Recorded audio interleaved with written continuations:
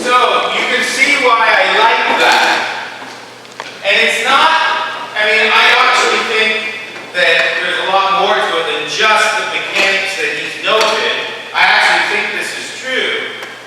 But by attending church, I love this line, by attending church with some of your neighbors, it creates a kind of accountability.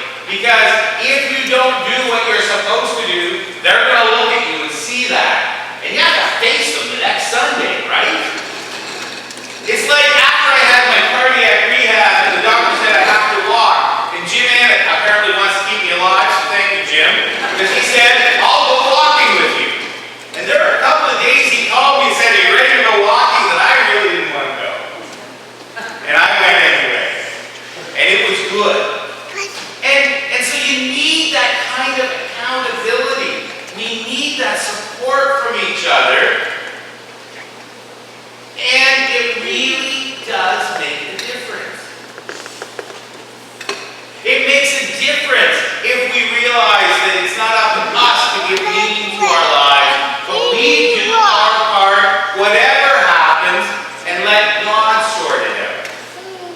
Now, having shown that practicing our faith really does make a difference, let's look at these other rules or laws. Honor your father and mother so that your life may be long. Folks, our parents who just lived longer than us, they have knowledge and experience we don't, so we're foolish not to listen to it. Now, that doesn't mean we're always going to agree. How many people here have ever disagreed with your parents? Yeah. Of course! If you haven't disagreed, you haven't thought. But in the process of working that out and finding what's true and good and right, we all benefit.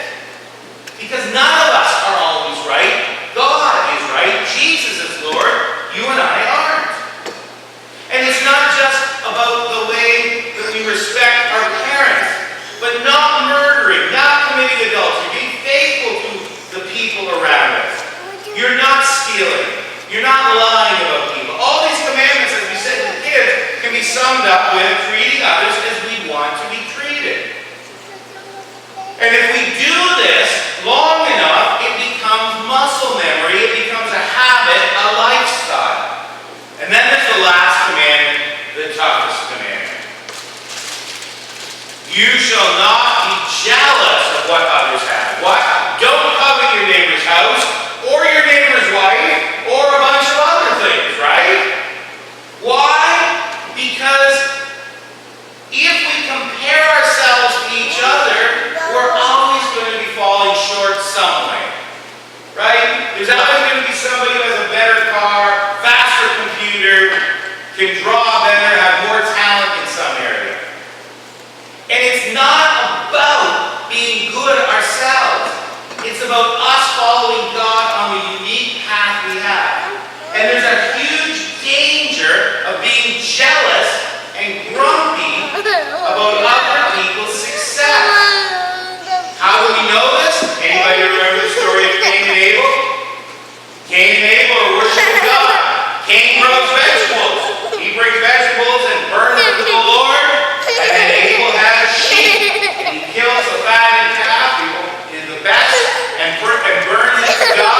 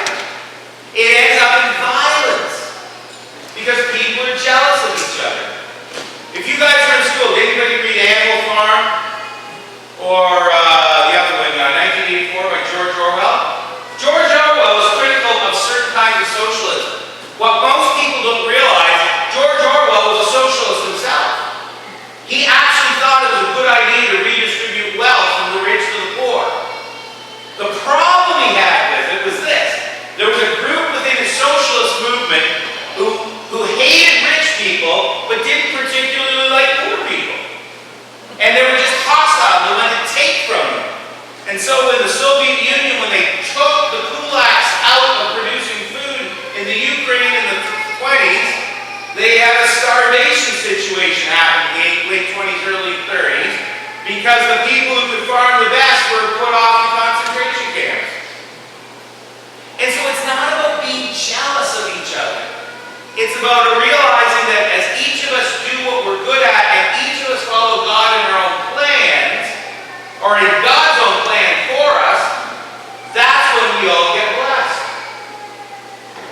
And so I don't have to be a great artist when it comes to making those posters for Vacation Bible School. I just need to make sure there is somebody who's good at it that can do it. I don't have to be the guy who plans all the crafts. I just need to make sure somebody who has those gifts and talents does that sort of thing. And so it's not about us being jealous. And God's laws free us from this kind of jealousy that I think leads to some of the political chaos and conflict that we're having today. Because if they think different than me, they should be quiet. Well, no. I'm no smarter than anybody else. The reality is that Jesus is Lord, so I'm not, and you're not, and together we need to find out what God's will for our lives is. So God's commandments not only teach us how to treat God, but how to treat each other, and in so doing avoid the violence and conflict that is so prevalent in our civilization and throughout our history. So rather than trying to be hostile to God in His commands, we can show the fruitfulness of listening to God by living our lives. And then, the YouTube video, where we've got a guy who's still not convinced that God exists, he's already beginning to see the benefits. It's the first steps towards him going, maybe there's something to this. And folks, I'm suggesting to you that the chaos we're experiencing in our lives today, this may be just one sign that people are beginning to think maybe, just maybe, there's something about this God and this Jesus worth following.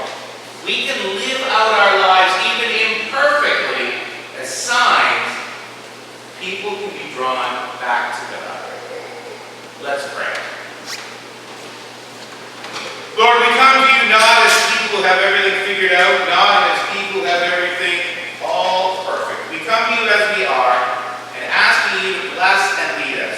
For those of us who have been having challenging times, we thank you for your support and presence. Continue to be at work in us so that we can treat others in a godly way and be signs and symbols of your reality, even imperfectly. We ask this in Jesus' strong name. Amen. People of God, hear His holy word, gather round the table of the Lord. This is His body, sits in His blood, and we'll sing a song of love. Hallelujah, hallelujah, hallelujah, hallelujah, hallelujah.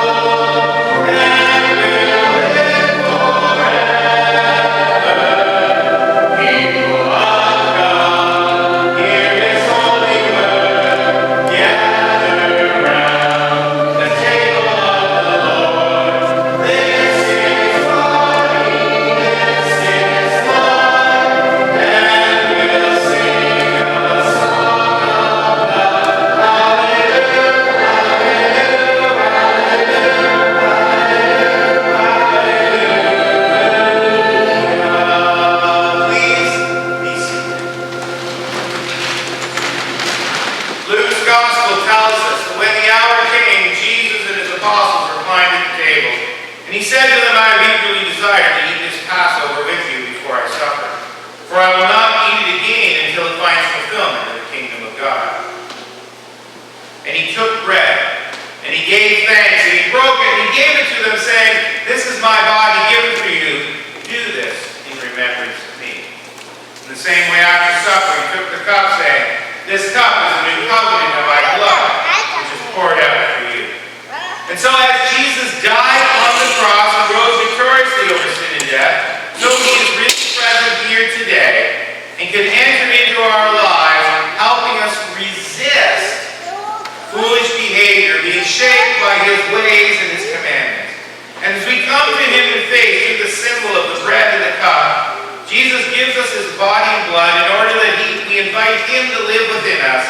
And the same power that raised Jesus from the dead can help us to grow in Jesus' kind of love and to find forgiveness when we do wrong. With that in mind, let us pray. Our loving Heavenly Father, as we celebrate Jesus and his death on the cross and his resurrection from the dead, in this summer season, be with us. Holy Spirit, come upon us, that as we eat these signs of Jesus' death on the cross, that you would so rule in our lives that we might experience the power that raised Jesus from the dead in our own hearts and minds, helping us to grow in your kind of love. We ask this in Jesus' strong name. Amen. And so it was while Jesus was celebrating the Passover that he took bread and gave thanks and he broke it. And he said, This is my body for you. Do this in remembrance.